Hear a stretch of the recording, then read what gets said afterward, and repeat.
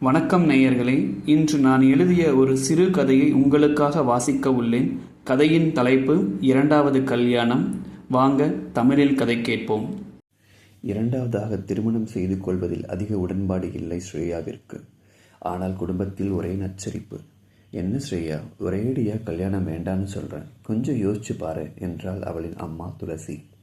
முதல் கல்யாணத்தோட வழிகள் நிறைய இருக்கு, அதுவே இன்னும் குறையலை, அதுக்குள்ளவா என யோசித்தாள். சரிம்மா, எனக்கு கொஞ்சம் டைம் கொடு, யோசிச்சுட்டு சொல்கிறேன் என்றாள் ஸ்ரேயா. அது இல்லடி, மாப்பிள்ளை ரொம்ப நல்லவரான், பொறுமைசாலியும் கூட.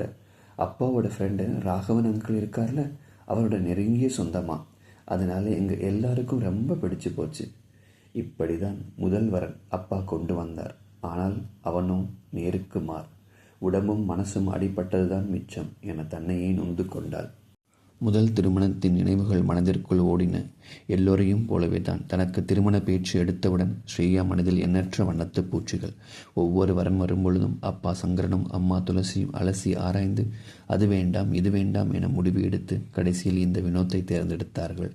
அவனோ நன்கு படித்த ஐடி பணியில் மாதம் 1,00,000க்கு மேல் வாங்குபவன்.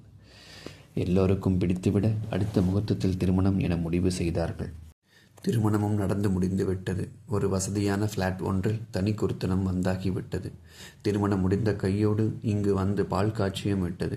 எல்லோரும் அன்று சென்றுவிட நானும் அவனும் மட்டும் அந்த வீட்டில். வினோத், உங்களுக்கு என்ன பிடிச்சிருக்கா? ஸ்ரேயா ஏராளமான ஆசையுடன் கேட்டாள். அவனும், இதில் என்ன பிடிக்க இருக்கு, அப்பா அம்மாவோட நிர்பந்தம், அதான் சரின்னு சொல்லிட்டேன் என்ற பதிலால் அவள் சற்று ஆடி போனாள். மீண்டும் ஏதோ கேட்க வாயெடுத்தவள் ஒன்றும் பேசவில்லை. முதலிரவு அன்று தனி இரவாகத்தான் போனது. ஒருத்தரை ஒருத்தர் நல்லா புரிஞ்சுக்கிட்ட பின்னாடி அதை பார்த்துக்கலாம் என்றாள். சற்றே தனியாக தூங்கி போனாள். காலை சீக்கிரம் எழுந்து ரெடியாகி அவனை எழுப்ப காஃபியுடன் சென்றபோது, ஓ, அதுக்குள்ளே ரெடியாகிட்டேயா? எனக்கு காஃபி பிடிக்காது, நீ டீ கொண்டு வரையா என்றாள்.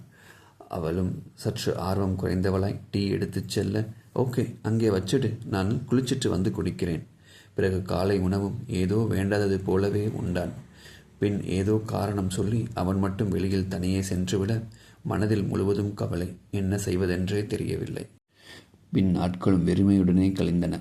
ஒரு நாள் அவனுக்காக தலை நிறைய மல்லிகையுடன் மாலை நேரத்தில் காத்து கொண்டிருந்தாள். அவனோ வந்தான் தள்ளாடியபடியே இரவு நேரத்தில். என்ன, வாசல்லையே நிற்கிறேன், எவனுக்காக காத்துட்ருக்க என்றான். மனம் நொறுங்கிவிட்டது. அழுகை பீரிட்டது. இருந்தும் கேட்டாள். இஷ்டம் இல்லைனா பின் எதுக்கு இந்த கல்யாணம் என்று. சற்று குரலை உயர்த்தி, கன்னத்தில் பலார் என்று ஒரு அடி. இதயத்தில் அது மின்னலாக பாய்ந்தது. உதட்டோரம் சற்று ரத்தம் எட்டி பார்த்தது. நிலை குலைந்து போனாள். உள்ளே சென்று கதவை சாத்தியவள் அழுகையுடன் உறங்கி போனாள். மனம் சற்று வலித்தது. காலையில் எழுந்தவுடன் அவன் இவளிடம் வந்து சாரி கேட்பான் என எதிர்பார்த்தாள். ஆனால் அது நடக்காமல் நேர்மாறாக நடந்தது. ஏ ஸ்ரேயா, என்னடி பண்ணிகிட்ருக்க? வா இங்கே, என்ன சாப்பாடு எதுவும் செய்யலையா என்றான். அவள் வரவில்லை. கதவையும் திறக்கவில்லை. அவன் தட்டும் சத்தம் அதிகரித்தது. ஒரு சமயத்தில் அதுவே உடைந்து விடும்படி இருந்தது. எழுந்து திறந்தாள் பயத்துடன். அவனோ அவளது வயிற்றில் ஒரு உதை விட்டான். என்னடி நினச்சிட்டு இருக்க? உள்ளே எவண்டி இருக்கான்? திறக்கண்ணா, இவ்வளோ நேரமா? செய்வது அறியாது திகைத்தாள். கல்யாணமாகி 2 மாதம் ஆகுது. ஒரு நாளாவது ஆசையாக என்கிட்ட பேசியிருக்கீங்களா? இல்லை ஏதாவது வெளியில் கூட்டிகிட்டு போயிட்டுருக்கீங்களா? எப்பவும் இந்த மாதிரியான பேச்சு. ரொம்ப பேசாத, தொலைச்சிடுவேன் என்றான். இல்லை, எனக்கு 2ல் 1 தெரியணும். நீங்கள் எதுக்காக என்ன கல்யாணம் பண்ணிக்கிட்டீங்க? மீண்டும் கன்னத்தில் அறைந்தான். எதுவும் பேசவில்லை. தனது அறைக்குள் சென்று தாளிட்டு கொண்டாள். தனக்கு சொந்தமான அனைத்தையும் எடுத்துக்கொண்டு அவன் கட்டின தாலியை கழட்டி வைத்துவிட்டு தன் பிறந்த வீட்டுக்கு சென்றாள். இனியும் அவனை காணக்கூடாது என்று. தனது வீட்டை வந்தடைந்தாள் ஸ்ரேயா.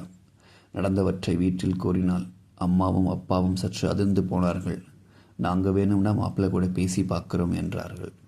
ஆனால் அவனோட வாழ முடியாது என்றாள் ஸ்ரேயா. மறுநாள் வக்கீலை அழைத்து விவரம் கூறினார் அப்பா. அதன் பின்னர் மாப்பிள்ளை பற்றி விசாரிக்க அவன் ஏற்கனவே திருமணம் செய்து விவாகரத்து ஆனவன் என்றும் ஏதோ மனவியாதியால் பாதிக்கப்பட்டவன் என்றும் தெரிந்தது. அதையே காரணம் காட்டி விவாகரத்தும் முடிந்தது. எல்லாம் இந்த 1 வருடத்தில். பழைய நினைவுகள் அவளை வாட்டியது. என்னம்மா ஸ்ரேயா என்ற அப்பாவின் குரலை கேட்டு நிகழ்காலத்திற்கு வந்தாள் ஸ்ரேயா. ஒரு வாழ்க்கை தப்பாக அமைஞ்சிட்டதால கல்யாணத்தை வெறுக்காத, கொஞ்சம் யோசித்து பார்த்து பதில் சொல்லுமா என்றார். மனதிற்குள் 1000 எண்ணங்கள். இந்த 25 வயதிலிருந்து தனியாக வாழவும் அவள் விரும்பவில்லை. அம்மாவிடம் சென்று, நான் மாப்பிள்ளையை பார்த்து நிறைய பேசணும், அதுக்கப்புறம்தான் கல்யாண பேச்சு என்றாள். உன் இஷ்டம்தான் ஸ்ரேயா, இப்பவே அப்பா கிட்ட போய் சொல்கிறேன் என்று சிறு வயது பெண் போல் அம்மா துள்ளி ஓடினாள். அவளுக்கு என்ன சந்தோஷம் இதில் என்று அவளுக்கு தெரியவில்லை. பெண் பார்க்கும் படலமும் வந்தது. மாப்பிள்ளை வீட்டார்கள் 4 பேர் மட்டுமே. பையனுக்கு அம்மா இல்லை, அப்பா மட்டும்தான். உடன் பிறந்த ஒரு தங்கை, திருமணமாகி பக்கத்து ஊரில் வசிப்பவர். தங்கையின் கணவர் மற்றும் அப்பாவின் நண்பர் ராகவன். அப்பாவின் நண்பர் ராகவனுக்கு நெருங்கிய சொந்தம். அவர் மாப்பிள்ளை வீட்டாரிடம் எல்லாம் தெரிவித்தாகிவிட்டது. எனது 2 மாத திருமண வாழ்க்கும் விவாகரத்தும். இருந்த போதிலும் நான் இன்னொருவரின் மனைவிதானே என்று இந்த உலகம் எண்ணும். அது சற்று மனதை உறுத்தியது. ஸ்ரேயா, அவங்க எல்லாம் வந்துட்டாங்க, இந்த நகைகளை கொஞ்சம் போட்டுக்கோ. அம்மா, எனக்கு இவ்வளோ நகை வேண்டாம்மா. வேண்டாம்னு சொல்லக்கூடாதுடி மகாலட்சுமி, போட்டுக்கோடி. மீண்டும் முன்பு போல் பெண் பார்க்கும் வைபவம் சற்று வித்தியாசமாக நடந்தது.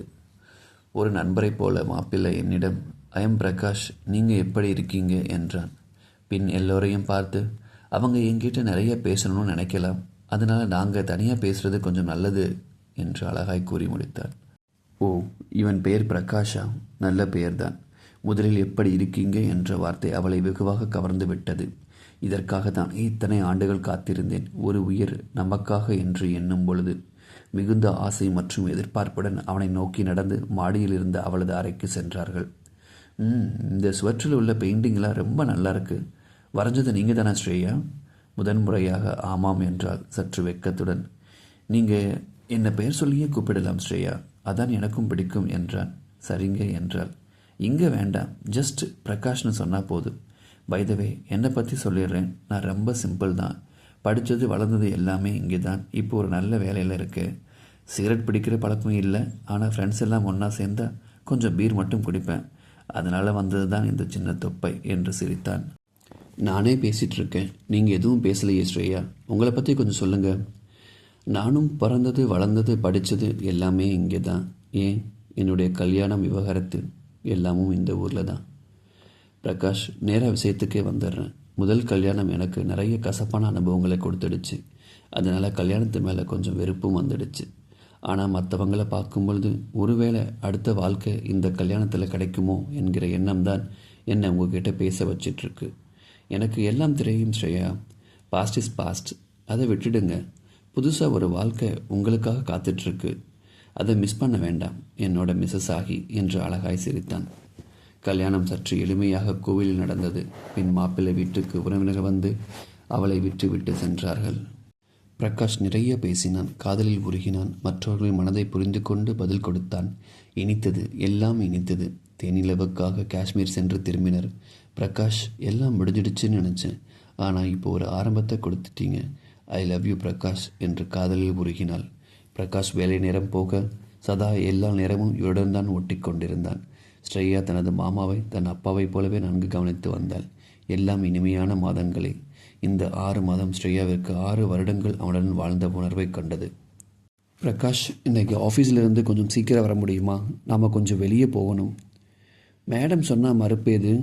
ஆமாம், என்ன விஷயம்? சீக்கிரமா, நான் சொல்கிறேன், ஒரு சர்ப்ரைஸ் இருக்குது.